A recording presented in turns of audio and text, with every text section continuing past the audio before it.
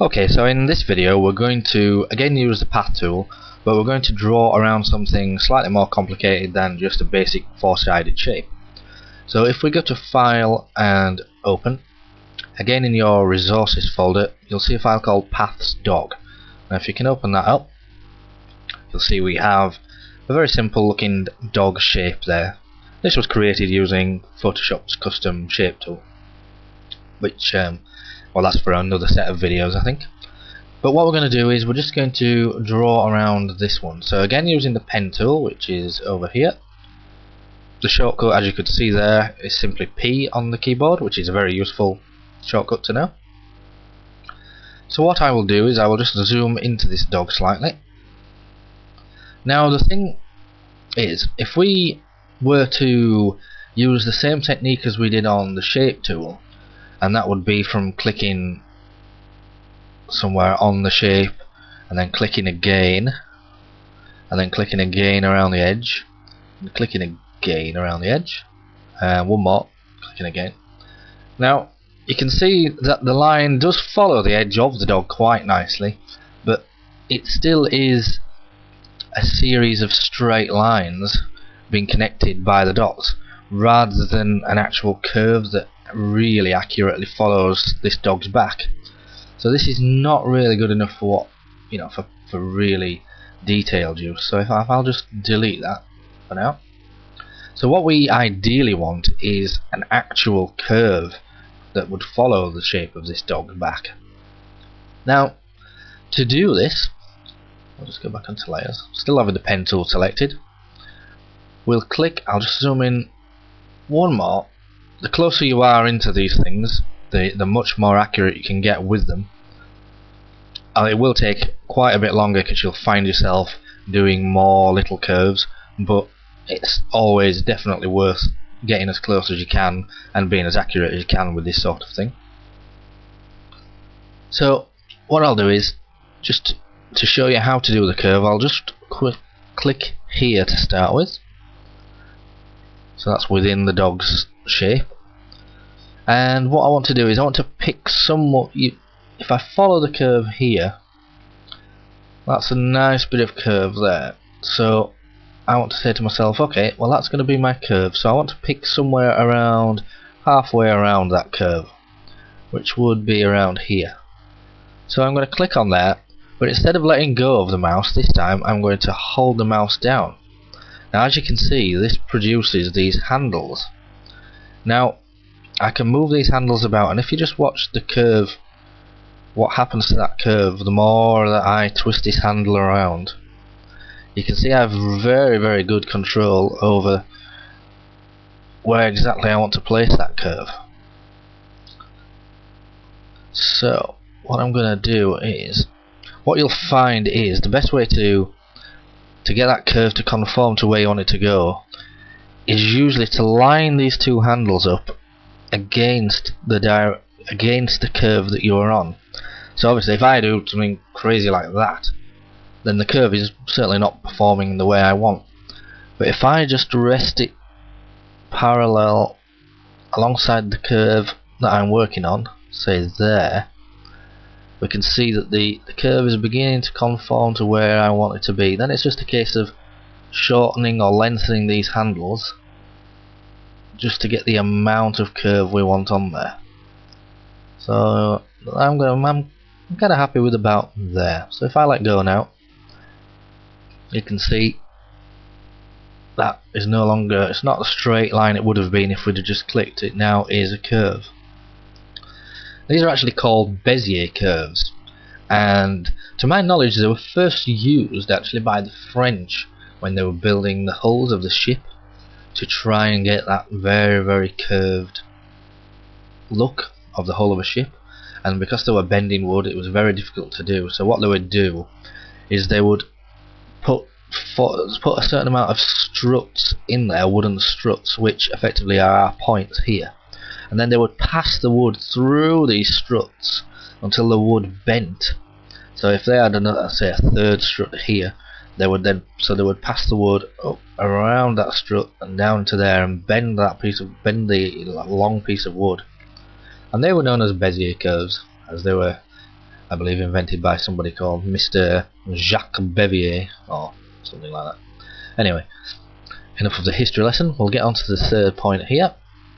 So if I just pick the end of that curve that I was aiming for to be about there, I will click and again hold down, and we can see instead of a straight line we have yet another curve. And if I again line these handles up so they're running along the edge of the curve we want, you can start to see that our curve is fitting very nicely to the edge of this dog. If I were to give it heaps more length on there, you can see the curves just ridiculously curly. So we only want a little tiny small handle on here, and that's not too bad. We'll let go of that. So we'll go on to the next one. See, I can think, well, this curve's going to be pretty uniform. Maybe I can even click right up here. So I click and hold and drag out this handle, and we can see that curve's pretty perfectly going along the dog's back. And I'll just, using the space bar, I'll just move along the image and let go. I'm still have the tool selected, so we can pick another point on the back. We'll say somewhere like here. Drag out the handle again and find a point that we're happy with. We'll say there. Now, using this method with the path tools, there is one way of getting this more and more accurate, and that is to practice.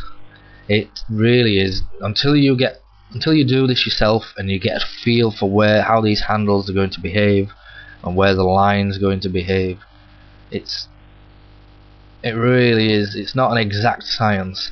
It is really practicing and getting a feel and knowing where your next point is going to be. So there we go, we have a nice curve along there now. And if I move up to here, we can do the curve there.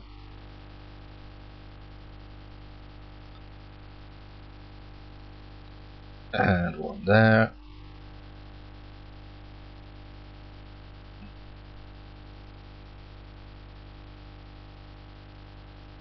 So you can see quite quickly we can get a really nice contour going around, following the shape of this simple dog.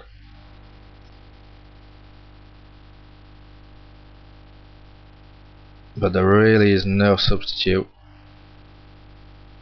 for actually practicing doing this yourself, which is why I've given you this simple shape. What you might need to do is go around this dog 10 times, 5 times, I don't know, until you feel comfortable actually using these handles and these Bezier curves. One thing to note, and it's going to come in quite useful here actually, is that I've possibly put this point a little bit too high. So what I'm going to do is, once I'm happy with the shape of it, I can let go, but with the cursor keys on your keyboard you can actually just move the last point that you made. You can just move that around just to get a little bit more accuracy. If you feel like you haven't positioned it exactly where you want, you don't have to panic, you can still just nudge that around afterwards. Now, instead of drawing around the whole dog, we'll leave it there, because I think you obviously get the idea of how this can work. So we can practice on this one.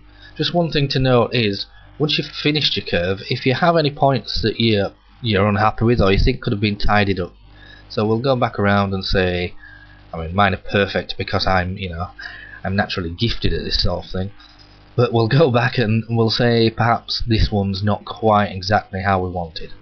What we can do is, if we click and hold down on the pen tool, if we go down to this bottom one here, the convert point tool, and we hold down the left mouse button and just drag a box around this point, you can see the point is then highlighted. Now if we click on there, what you can see is we now have the option to move this around again to edit this point. So that's what you're doing, you're just going back and editing any points if you weren't 100% happy in the first place. So there's no need to panic if you do somewhere on your shape you get one that you're not 100% happy with, you can always just go back and edit those. And now we have that selected again with the keyboard. We can nudge that around, we can move that around.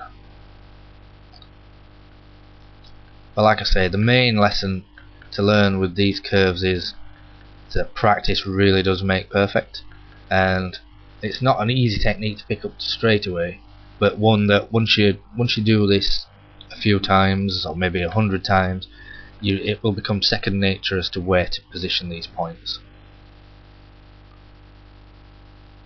Okay, so now we've got a basic understanding of how to do basic shapes and more complicated shapes with the Bezier tool. Move on to the next video. We will we'll go around and cut out the dog, the real dog, well, the cartoon dog. You know which dog I mean. See you in the next video.